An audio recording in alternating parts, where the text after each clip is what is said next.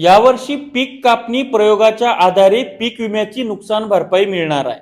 पीक कापणी प्रयोग म्हणजे काय, तर महसूल विभाग, कृषी विभाग आणि ग्रामविकास विभाग यांचे ग्राउंडवरचे, गाव पातळीवरचे ग्रामसेवक, तलाठी आणि कृषी सहाय्यक यांच्या माध्यमातून पीक कापणी प्रयोग केला जातो। त्याच्यामध्ये मंडळातली 6 गावं निवडल्या जातात, त्या रॅन्डम पद्धतीनं त्या 6 गावामध्ये 12 प्रयोग केले जातात। त्याच्यामध्ये गट निवडला जातो। गट निवडल्यानंतर एका गटामध्ये अनेक शेतकऱ्यांची शेती असते, त्यापैकी कोणता शेतकरी निवडायचा, तर नैऋत्येकडनं पहिलं ज्याचं शेत लागेल तो निवडला जातो। त्याचं त्या ठिकाणी 10/5 प्रमाणे अर्ध्या गुंठ्यामध्ये पीक कापणी केल्या जाते। त्याच्यानंतर त्याचं वजन केलं जातं आणि वजनानंतर गुणिले 2 म्हणजे 1 गुंठ्याचं केलं जातं। 1 गुंठा गुणिले 100 म्हणजेच एका हेक्टरचं केलं जातं आणि त्याला म्हणतो आपण पीक कापणी प्रयोग आधारित नुकसान भरपाई देणं, म्हणजे ते तसं काढलं जातं।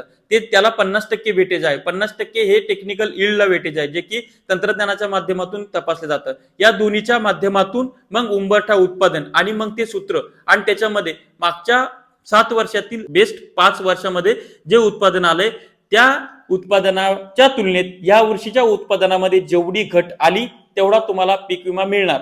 सरकार जे सांगतंय सरसगट हेक्टरी 17,000 रुपये प्रमाणे ज्यांची नुकसान झालं त्यांना पीक विमा मिळणार, तर ते बोलाचा भात बोलाची कडी आहे आणि ते त्यांचं बजेट वाढून सांगण्यासाठीचा हा सगळा विषय आहे। त्यांचा जो आकडा आहे 32,000 कोटीचा, तो वाढून सांगण्यासाठीचा हा सगळा विषय होता। एकंदर मी सांगितली अशी परिस्थिती आहे, त्यामुळे शेतकऱ्यांना खूप कमी पैसे याच्या माध्यमातून मिळण्याची शक्यता आहे।